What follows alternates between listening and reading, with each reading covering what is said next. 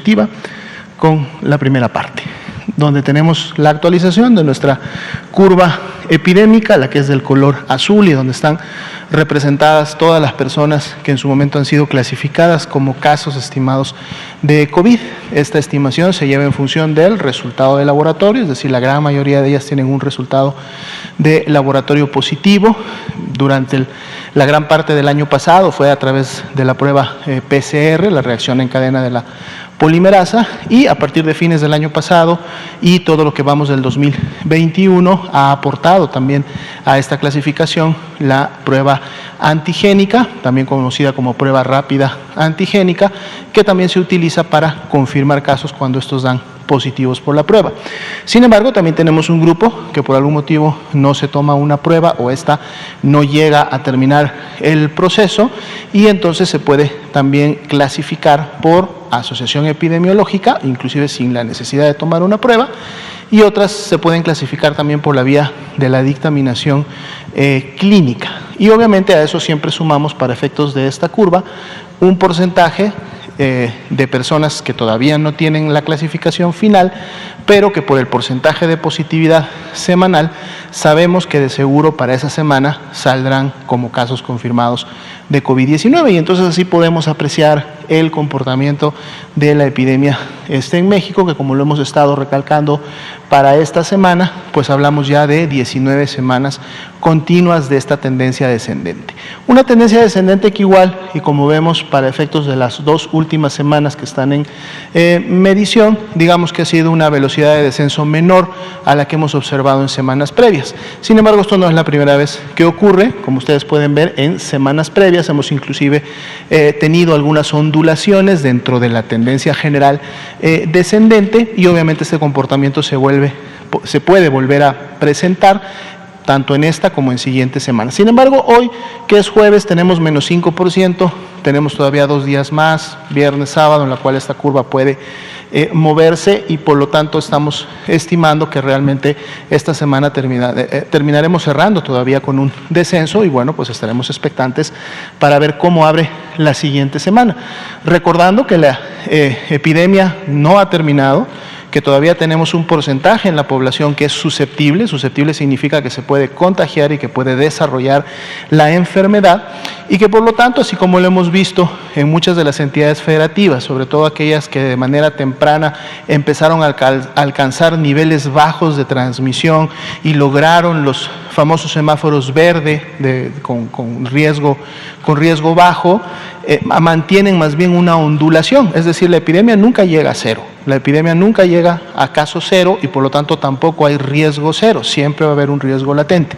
Pudiéramos en un momento determinado esperar que en siguientes semanas pudiéramos empezar también a ver un comportamiento ondulante en la curva nacional, que es precisamente la media de lo que está ocurriendo en las entidades federativas. Y aprovechamos siempre también para recordar que si bien este es el escenario nacional, es decir, lo que ocurre en la mayoría de las entidades federativas, tenemos entidades federativas que sí no tienen este comportamiento y que están más bien experimentando ya un incremento, como lo ha sido y lo es en este momento el estado de Quintana Roo. Baja California Sur también empieza a presentar ya una tendencia ascendente en últimas semanas y bueno, pues aquí obviamente la llamada es a la población de estas entidades a sumarse a los esfuerzos de implementar las medidas de prevención, las medidas de protección personal, que cuando las hacemos más y más personas se convierten en medidas colectivas que finalmente pues terminan impactando en la disminución de la transmisión y por lo tanto de la epidemia. Si queremos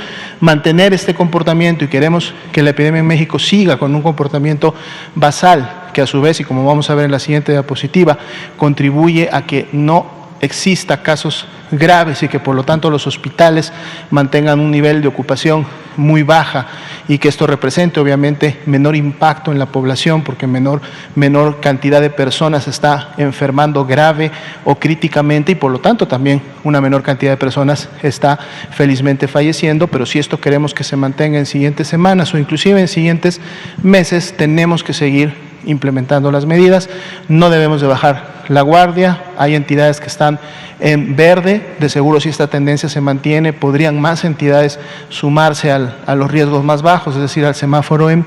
verde, y por lo mismo entonces no descuidarnos, mantener en todo caso siempre las medidas. Si vemos el porcentaje de casos activos estimados, se ha mantenido prácticamente en este porcentaje, es decir, 0.7% en las últimas semanas, y dado que esto representa la epidemia activa, es decir, es la proporción justo de personas que desarrollaron signos y síntomas en las últimas 2 semanas, pues vemos que también esa estabilidad nos habla de que, aunque la transmisión es basal, la magnitud es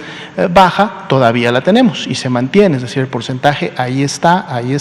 y eso siempre obviamente va a representar un riesgo, sobre todo en aquellas entidades que, como decíamos, ya están evidenciando incremento en sus comportamientos epidémicos. Si vemos la siguiente diapositiva, ahora sí representado el comportamiento de la hospitalización diaria, mantiene la misma tendencia descendente que veíamos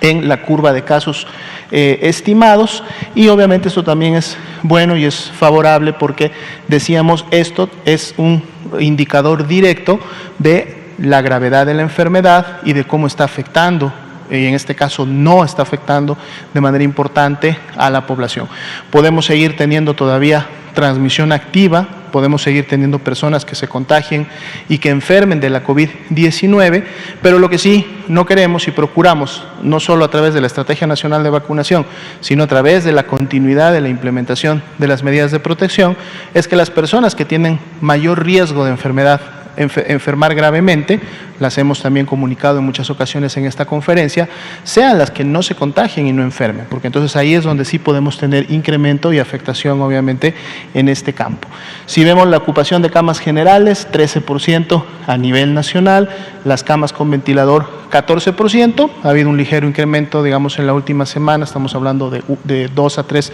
puntos porcentuales, y obviamente esto está distribuido en todas las entidades federativas, y las que más pudieran estar aportando a estos ligeros incrementos todavía, pues son precisamente aquellas entidades que tienen en estos momentos un incremento en su actividad epidémica, aunque cuando vemos la reducción desde el punto más alto de hospitalizaciones que tuvimos en algún momento en el mes de enero, pues se mantiene todavía esta reducción importante, para hoy de menos 86%, aunque sabemos que ha estado fluctuando entre un menos 84, un menos 87, pero se ha mantenido, lo cual es bueno, y además obviamente refleja la capacidad de respuesta hospitalaria que tenemos a nivel nacional para, en este momento o en siguientes semanas, hacer frente a la potencial escalada o incremento de casos que siempre pudiera obviamente suceder en próximos días.